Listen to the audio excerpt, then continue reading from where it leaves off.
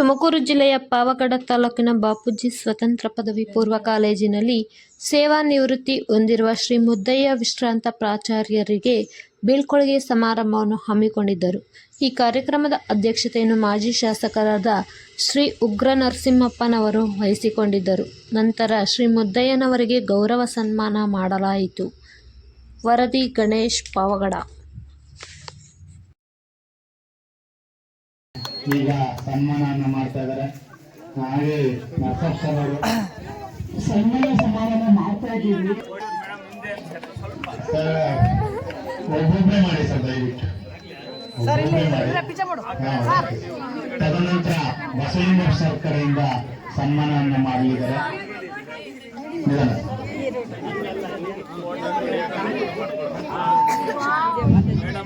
ಈಗ ಎಲ್ಲರೂ ದಯವಿಟ್ಟು ಸಿಬ್ಬಂದಿ ವರ್ಗದವರೆಲ್ಲರೂ ಫೋಟೋವನ್ನ ತೆಗೆಸ್ಕೋಬೇಕಾಗಿ ವಿನಂತಿ. ಈಗ ಮತ್ತೆ ಕೃಷ್ಣಮೂರ್ತಿ ಸರ್ ಕಡೆಯಿಂದ ಸನ್ಮಾನವನ್ನ ಮಾಡ್ತಾ ಇದ್ದಾರೆ. ಮಾಡಿ ಸರ್, ಸನ್ಮಾನ ಮಾಡಿ. ಹಾಗೆ ಸುವರ್ಣ ಸರ್ ಅವರು ಮತ್ತು ಕೃಷ್ಣಮೂರ್ತಿ ಸರ್ ಅವರು ಈಗ ಸನ್ಮಾನವನ್ನ ಮುದ್ದಯ್ಯ ಸರ್ ಅವರಿಗೆ ಮಾಡ್ತಾ ಇದ್ದಾರೆ. ದಯವಿಟ್ಟು ಅವರಿಗೂ ಸಹ ಅವಕಾಶ ಮಾಡಿಕೊಡ್ಬೇಕಾಗಿ ತಮ್ಮಲ್ಲಿ ವಿನಂತಿ. ತದನಂತರ ನಮ್ಮ ಬ್ರದರ್ ಲೋಕೇಶ್ ಪಾಲಗರ್ ಹಾಗೂ ಭಾರತಿ ಮೇಡಮ್ ಅವರ ಕಡೆಯಿಂದ ಸನ್ಮಾನವನ್ನ ಮಾಡಬೇಕಾಗಿ ವಿನಂತಿ. ಈಗ ಮೇಡಮ್ ಯಾಕೆ ಏನಾಗಲ್ಲ, ಬಸಲಿಂಗ ಫೋಟೋ ತೆಗಿ. ಮೇಡಮ್ ಯಾಕೆ ಏನಾಗಲ್ಲ, ಬೇಟ ಆಗ್ಬಿಡುತ್ತೆ. ಬಿಡ್ರಿ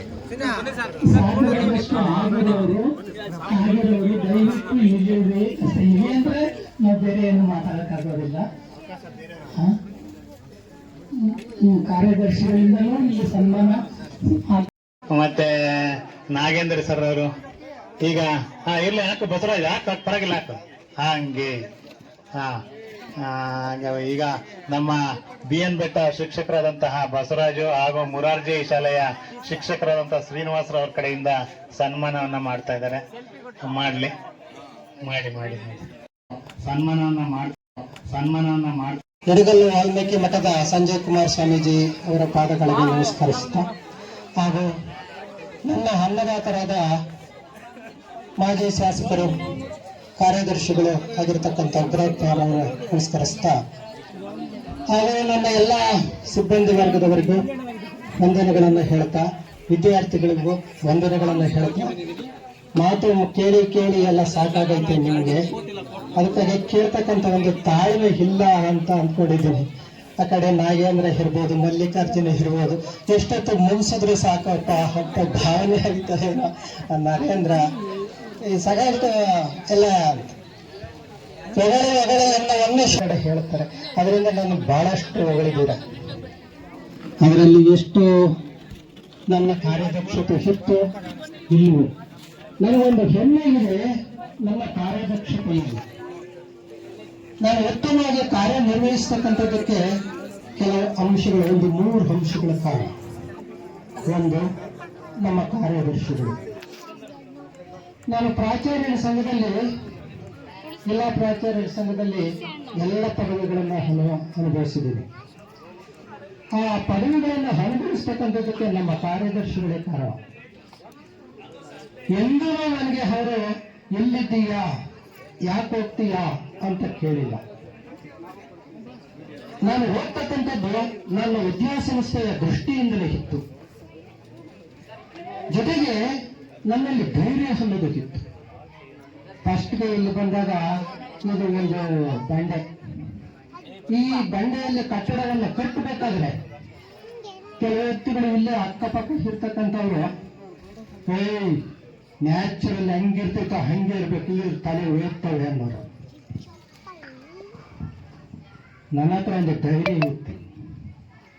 ತಲೆ ಓದ್ತಕ್ಕಂಥದ್ದು, ಆ ತಲೆ ಮಾಡ್ತಕ್ಕಂಥ ಒಂದು ಸಂಸ್ಕೃತಿಯಲ್ಲಿ ಬೆಳೆದಿರ್ತಕ್ಕಂಥವ್ರು ನಾನು. ಅಂಥದಕ್ಕೆ ಯಾವತ್ತೂ ಹಂಚಿಕೊಳ್ಳಲ್ಲ ಅಂದೆ. ಆಮೇಲೆ ನಮ್ಮ ಕಿರಣನ್ಗೆ ಏನ್ರು ಪ್ರಿನ್ಸಿಪಲ್ ಜೋರ್ಗೊಂಡವರು, ಬಾಪ್ನಳ್ಳಿ ಬೇಕಾದ್ರು ಇದಂಗೆ ನೆಲಸಲ್ಲಿ ಇವಾಗ ಮುದ್ರನ್ನ ಸಂಬಂಧ ಅಂದ್ರೆ ದಾಂಕೆ ಜೋರ್ಗು ಇದೇನೇನೋ ಮಾತಾಡ್ಕೊಳ್ಳೋರು. ಇನ್ನೊಂದು ಧೈರ್ಯ ಇರಬೇಕು. ಹಾಗಾದ್ರೆ ಇದರಲ್ಲಿ ಅಂಜಿಕೆಯ ಅಜ್ಞಾನ ಅಂತ. ನಮ್ಮನ್ನು ಹಿಂದಕ್ಕೆ ಎಳೆಯೋದು ಯಾವುದು ಅಂತಂದ್ರೆ ಅಧೈರ್ಯ, ಅಜ್ಞಾನ. ಈ ರಾಮಕೃಷ್ಣಪ್ಪ ಹೇಳಿದ್ರು, ONS ಕೋಟೆಯಲ್ಲಿ ಎಕ್ಸಾಮ್ನಲ್ಲಿ ಇದು ಮಾಡ್ಬೇಕಾದ್ರೆ ಬಹಳಷ್ಟು ನಿರ್ವಹಿಸ್ತಕ್ಕಂಥ ಸಂದರ್ಭದಲ್ಲಿ ಮಾಡಬೇಕಾಗುತ್ತದೆ. ಪರೀಕ್ಷೆ ಅಂತಂದ್ರೆ ನ್ಯಾಯ ದೊರಕಿಸ್ತಕ್ಕಂಥದ್ದು ಧರ್ಮ. ಆ ಧರ್ಮ ಕಾಪಾಡ್ತಕ್ಕಂಥದ್ದೇ ಪ್ರಾಚಾರ್ಯರು ಅಂತ. ಪ್ರಾಚಾರ್ಯರು ಅಂತ ಅಂದ್ರೆ ತತ್ವಗಳ ಪಾಲಕರು ಅಂತ, ನಿಯಮಗಳ ರೂಪಕರು ಅಂತ.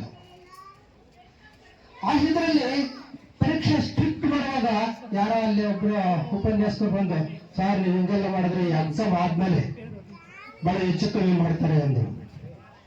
ಓಯ್, ಹೆಚ್ಚು ಕಮ್ಮಿ ಆದ್ರೆ ಇತಿಹಾಸ ನಿಲ್ತೈತೆ, ಎದ್ರಕೊಳ್ಳಲ್ಲ ಅಂತ. ಹೆಚ್ಚು ಕಮ್ಮಿ ಆದ್ರೆ ತಲೆ ತೆಗಿತಾರ, ಇತಿಹಾಸ ನಿಲ್ತೈತೆ. ಇಂಥ ಎಕ್ಸಾಮ್ ಬರೆಯುವಾಗ ಇಂಥವ್ರು ಇದಾಯ್ತು ಅಂತ ಇತಿಹಾಸ ನಿಲ್ತೈತೆ ಇಲ್ವೋ? ಆ ರೀತಿ ನಮ್ಮ ವೃತ್ತಿಯಲ್ಲಿ ಯಾವತ್ತೂ ನಾವು ಹಿಂಜರಿಕೆ ಅನ್ನೋದು ಕಿರುಬಾರದು. ಈ ಹೇಳ್ತಕ್ಕಂಥದ್ರಲ್ಲಿ ಸಾಕಷ್ಟು ಇದಾವೆ, ಅದರ ಸಮಯ ಅಭಾವದ ಒಂದು ಇದರಿಂದ. ಆ ಜೊತೆಗೆ ಊಟ ಮಾಡ್ತಕ್ಕಂಥದ್ದು ಲೇಟ್ ಆಗೈತೆ.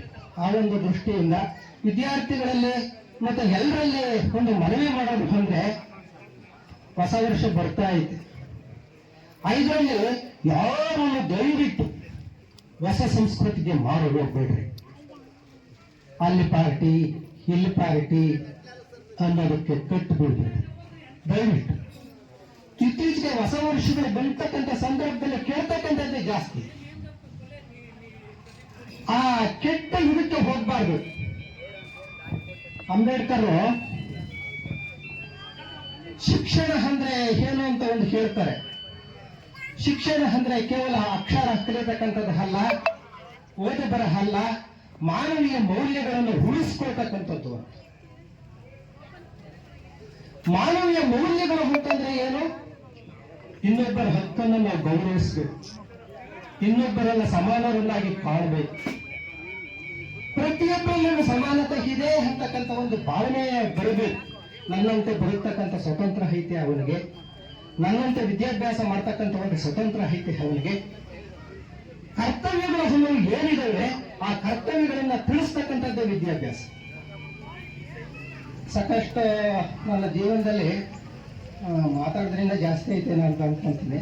ಆದ್ರೂ ಒಂದು ಘಟನೆ ಹೇಳಲೇಬೇಕಾಗ್ತದೆ. ಇಲ್ಲಿ ಕಡಪಲ್ ಕೆರೆ ಅಂತ ಐತೆ. ಆ ಕಡಪಲ್ ಕೆರೆಯಲ್ಲಿ ಎರಡು ವರ್ಗಗಳಿಗೆ ಸಮನ್ವಯವಾಗಿ ಘರ್ಷಣೆ ಇಲ್ಲ. ಒಂದು ಎಸ್ಗಳು, ಇನ್ನೊಂದು ಗೋಲ್ರು. ಇಲ್ಲಿ ಒಂದ್ಸಲ ಗಲಾಟೆ ಮಾಡ್ಕೊಂಡ್ಬಿಟ್ಟಾರೆ ಸ್ಟೇಡಿಯಂನಲ್ಲಿ. ನಮ್ಮ ಕಾಲೇಜಿನ ವಿದ್ಯಾರ್ಥಿಗೆ ಅಂಬೇಡ್ಕರ್ ಫೋಟೋನ ಏನೋ ಮಾಡಿದ್ದಾನೆ ಶಿವನು ಅಂತ, ಕೃಷ್ಣನ್ ಇದು ಕಟ್ಟಿದ್ವಿ ಅದನ್ನೇನೋ ಮಾಡಿದ್ದಾನೆ ಅಂತ. ಅಲ್ಲಿ ಒಳಗಾಡಲು ಅಂತ ಅಂದ್ರು ಕಾಲೇಜ್ನ ಕರೆಸ್ಪಾಂಡೆಂಟ್ಗೆ, ಅವ್ರಿಗೆ ಬರೀತಕ್ಕಂಥದ್ದು ಅಲ್ಲ, ಅರಿವನ್ನು ಮೂಡಿಸ್ತಕ್ಕಂಥದ್ದು ಬಹಳ ಮುಖ್ಯ. ಅಂಬೇಡ್ಕರ್ ಯಾರು? ಎಲ್ಲಾ ಜನಾಂಗಕ್ಕೂ ಬೇಕಾಗಿರ್ತಕ್ಕಂಥ ಸಂವಿಧಾನ ಬರ್ತಿರ್ತಕ್ಕಂಥ ತಜ್ಞ.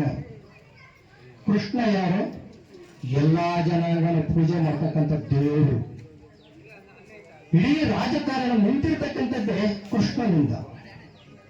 ಜೊತೆಗೆ ಎಸ್ಸಿಗಳು ಆದಿಜಾಂಬವ ಅಂತ ಇದಾರಲ್ಲ, ಆದಿಜಾಂಬವನ ಮಗಳನ್ನ ಕೊಟ್ಟಿರ್ತಕ್ಕಂಥದ್ದು ಕೃಷ್ಣನಿಗೆ. ಏನಾಗ್ಬೇಕು ನೀವು? ಮಾವ ಸಂಬಂಧ ಹಾಕ್ಬೇಕು. ನೋಡಿ, ನೀವು ಚಿಕ್ಕ ಗಲಾಟೆಯನ್ನ ದೊಡ್ಡದಾಗಿ ಹಳ್ಳಿಗಳಲ್ಲಿ ಹುಟ್ಟಿಸಿ ಸಂಘರ್ಷಗಳನ್ನು ಉಂಟು ಮಾಡ್ತೀರಾ. ವಿದ್ಯಾವಂತರ ಅನ್ನೋದು ಸಮಾಜದಲ್ಲಿ ಕೇವಲ ಒಂದು 10% ಇದ್ದಾರಾ? ಇಲ್ಲ ಚೆನ್ನಾಗಿ ಬುದ್ಧಿವಂತರು ಅಂತಕ್ಕಂಥವ್ರು ಒಂದು 20% ಸಂದರ್ಭದಲ್ಲಿ ಇನ್ನೂ ಜಾಸ್ತಿ ಮಾಡ್ತಾರೆ. ಆದ್ರೆ ಎಲ್ಲ ದೊಡ್ಡವ್ರ ಮುಂದೆ ಸಣ್ಣವರಾಗ್ತೇನೆ ಅಂತ ಈ ಸಂದರ್ಭದಲ್ಲಿ ಹೇಳ್ತಾ ನಾನು 2 ಮಾತುಗಳನ್ನ ಮುಗಿಸ್ತಾ ಇದ್ದೇನೆ. ಎಲ್ಲರಿಗೂ ನಮಸ್ಕಾರ, ಧನ್ಯವಾದಗಳು.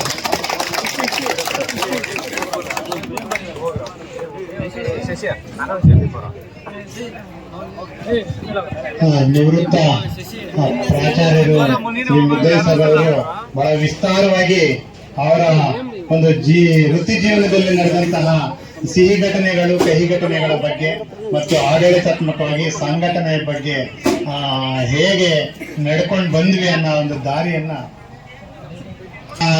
ಅವರು ವಿಸ್ತಾರವಾಗಿ ತಿಳಿಸ್ಕೊಟ್ಟಿದ್ದಾರೆ. ಪೂಜ್ಯರಿಗೆ ಅನಂತ ಅನಂತ ಈ ವೇದಿಕೆ ಪರವಾಗಿ ಮತ್ತು ಮುಂಭಾಗದಲ್ಲಿ ಕೂತಿರುವಂತಹ ಎಲ್ಲರ ಪರವಾಗಿ ನಿಮಗೆ ಧನ್ಯವಾದಗಳನ್ನ ಅರ್ಪಿಸ್ತಾ ಇದ್ದೀವಿ ಸರ್. ಈಗ ಕಾರ್ಯಕ್ರಮದ ಕೊನೆಯ ಘಟ್ಟ ಈ ಒಂದು ಸಂಸ್ಥೆಯ ಸಂಸ್ಥಾಪಕರಾದಂತಹ